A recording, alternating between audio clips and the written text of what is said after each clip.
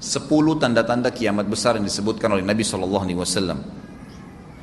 Kata beliau, amblasnya bumi di belahan timur yang pertama, terjadi gempa besar. Sebagian ulama hadis mengatakan bagian Asia, di mana Allahu alam. Tapi ini tanda-tanda kiamat besar akan terjadi nanti. Kemudian terjadi lagi longsor bumi di belahan barat. Sisi barat bumi kita tahu wilayah Afrika dan seterusnya. Kemudian amblasnya bumi di Jazirah Arab. Ini yang dimaksud dengan amblasnya bumi, artinya longsor yang besar, yang sulit lagi untuk ditimbun, udah nggak bisa ditimbun, nggak bisa diperbaikin. Kalau di situ ada kota, ada kampung, pasti hancur udah. 3 sekaligus terjadi longsor di 3 titik yang berbeda dan secara waktu atau dalam waktu yang bersamaan. Ini sudah selangsung 3 tanda-tanda kiamat. Jadi pada saat terjadi di timur itu tanda-tanda kiamat besar 1. Terjadi di barat, tanda-tanda kiamat besar 2. Terjadi di Jazirah Arab, tanda-tanda kiamat besar 3. Kemudian di dalam hadis ini disebutkan secara beracak. Nanti sebentar setelah saya terjemahkan hadis ini saya akan sebutkan urutannya. Lalu kata Nabi SAW, kabut yang menutupi bumi ini. Kemudian ada Dajjal. Jadi kabut itu dihitung dalam hadis ini yang keempat. Dajjal yang kelima. Kemudian yang keenam binatang melata. Nanti akan saya jelaskan juga apa yang dimaksud dengan binatang melata. Yang ketujuh keluarnya Ya'juj Ma'juj. Ini juga akan kita jelaskan nanti. Kemudian yang kedelapan matahari terbit dari tempat terbenamnya. Yang kesembilan keluarnya api dari perut kota Aden yang menghalau manusia. Sulit, manusia tidak bisa melalui Jazirah Arab. Kemudian yang ke-10 turunnya Isa putra Maryam. Turunnya Isa putra Maryam. Tentu saya katakan tadi hadis ini disebutkan dan disepakati oleh para ulama sifatnya teracak. Karena cukup banyak dalil-dalil yang lain yang mengurut kejadian ini. Urutan yang pertama dari 10 ini adalah keluarnya Dajjal. Ini urutan pertama. Dajjal, jemaah sekalian, adalah diambil dari kata-kata Dajjalah yang berarti kekacauan. Ciri-ciri Dajjal disebutkan dalam banyak hadis yang sahih adalah mata kanannya yang paling pertama rusak seperti anggur kering.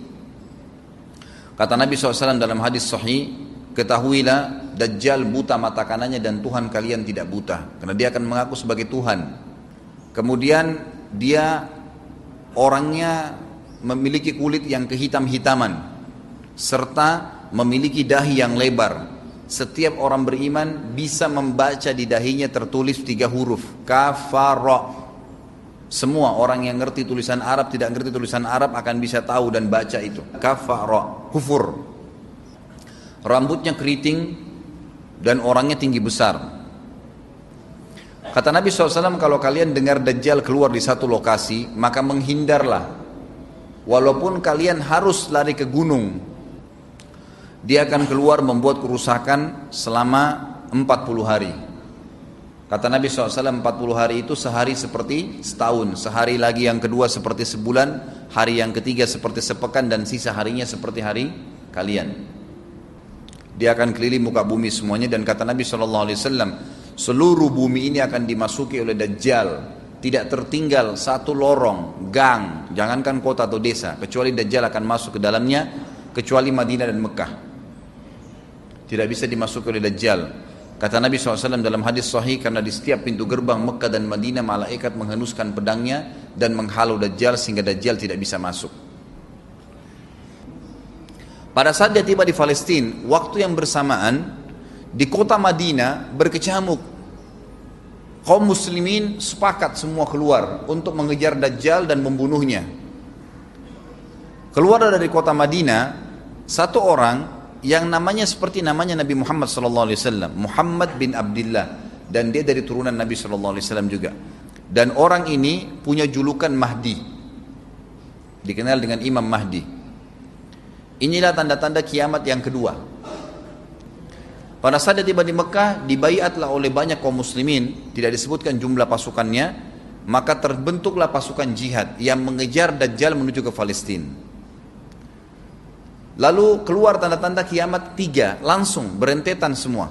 Tanda-tanda kiamat besar yang ketiga adalah pada saat pasukan Imam Mahdi dengan pasukan jihad itu tiba di Darul Baydha namanya. Hadis menyebutkan di menara itulah, di masjid itulah Imam Mahdi mampir sholat asar bersama pasukannya. Dikatakan Isa alaihissalam akan turun sambil memegang kedua sayapnya malaikat, dan dari rambutnya yang basah meneteskan air. Maka dia pun turun, lalu kemudian dia masuk, dan orang-orang pada saat itu mengenalnya kalau dia adalah Isa, dan mereka sudah tahu ini masanya keluarnya Dajjal, ini Mahdi sudah ada, mereka tahu akan turun Isa, sudah ada informasi seperti saya sampaikan ke Bapak Ibu sekarang, itu muslimin di zaman itu sudah tahu semua. Sholatlah mereka, kemudian mereka menuju ke Palestina. Ringkas cerita adalah Nabi Isa alaihissalam akhirnya tiba dengan pasukan mujahidin di depan pintu gerbang Babulut. Dajjal mengatakan, bukakan pintu gerbang, mereka tidak akan mampu melawan kita karena pasukannya mereka banyak memang. Maka Dajjal dengan sombongnya menunggu di depan pintu gerbang. Pada saat dibuka, Dajjal kaget melihat ada Isa alaihissalam.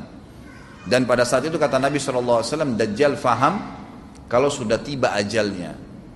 Begitu melihat Isa alaihissalam, dia lari dan badannya sambil meleleh di depan para pengikutnya. Pada saat Dajjal mati, pengikutnya pada ketakutan semua. Mereka anggap Dajjal Tuhan, mereka anggap Dajjal orang yang perkasa lah, orang yang kebal lah, beragam macam kelebihan. Mereka kaget pada saat mati. Maka bertebaranlah mereka dan akhirnya mereka sembunyi di bawah pohon dan di atas batu. Kemudian batu dan pohon akan memberikan penjelasan, hai muslim ini Yahudi, bunuhlah. Maka dibunuhlah pada saat itu mereka. Lalu Nabi Isa alaihissalam memimpin di muka bumi. Dan kata Nabi SAW, pada saat itu Islam, agama Islam yang dibawa oleh Nabi SAW akan masuk ke semua rumah. Semua rumah di muka bumi, gak tersisa. Satu dunia ini semuanya Islam. Hadis sahih. Maka Nabi Isa alaihissalam memimpin pada saat itu, disebutkan dalam hadis 40 tahun dengan ketenangan menerapkan hukum Islam.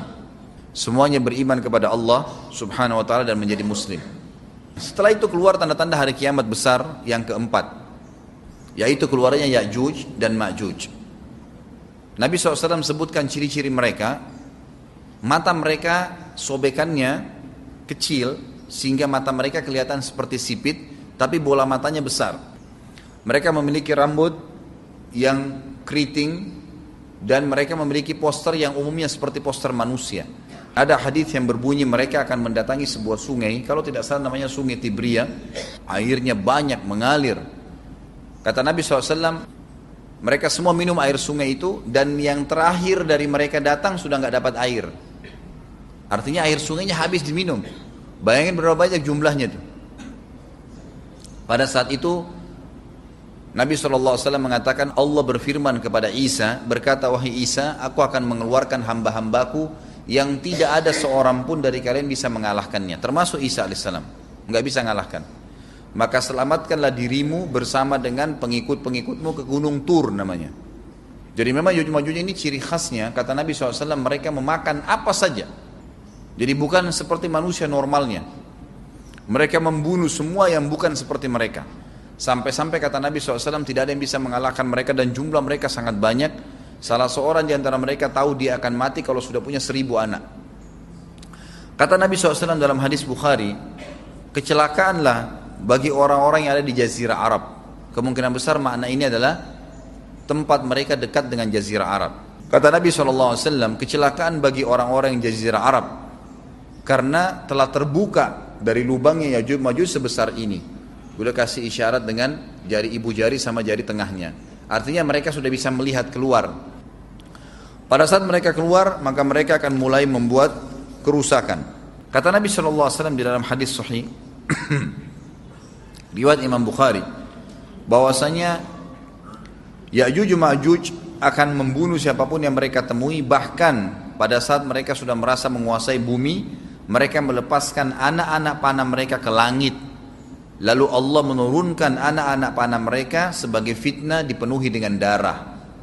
Maka mereka berkata, kami telah membunuh semua yang ada di bumi dan semua yang ada di langit. Kata Nabi SAW, Allah lalu mengizinkan Isa untuk berdoa kepada Allah agar memusnahkan mereka.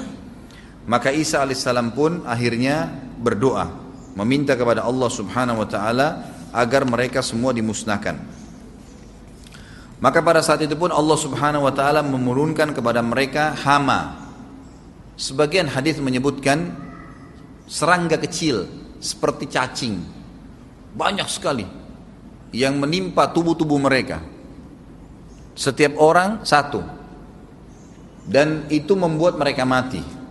Kemudian setelah itu Isa alaihissalam memimpin lagi di muka bumi sampai beliau meninggal.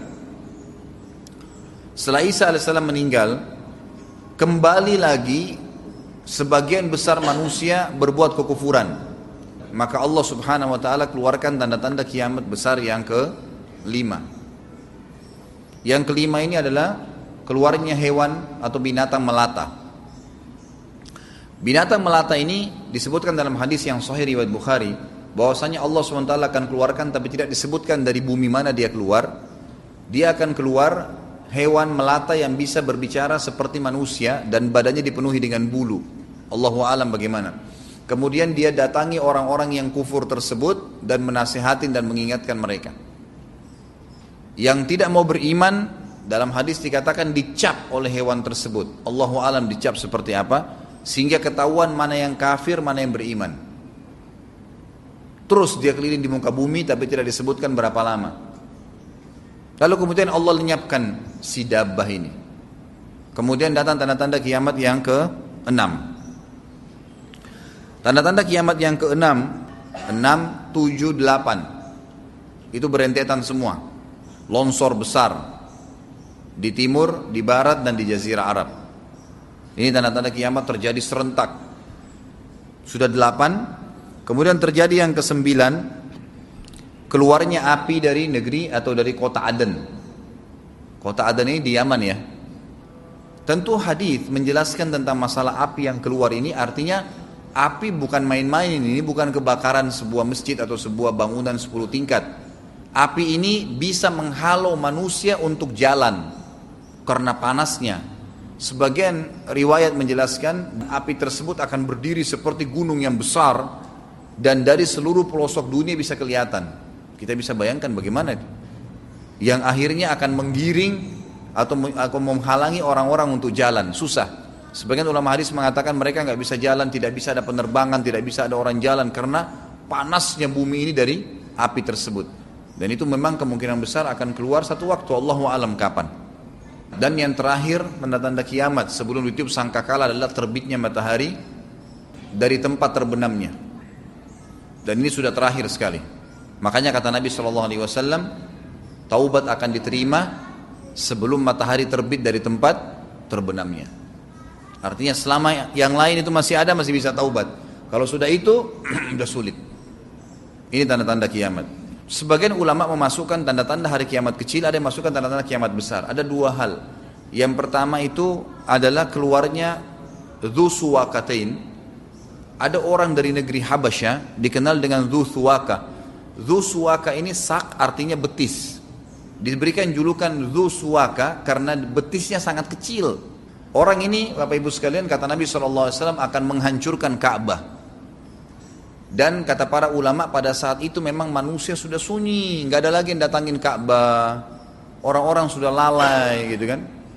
Keluarlah orang ini. Makanya sebagian ulama masukkan dia tanda-tanda kiamat sebelum terbitnya matahari dari tempat terbenam. Ditambahkan ini yang ke-11 atau ini yang ke-10, terbitnya nanti kiamat yang ke-11. Kata Nabi SAW, dia akan mencabut batu-batu Ka'bah satu persatu sampai rata dengan tanah.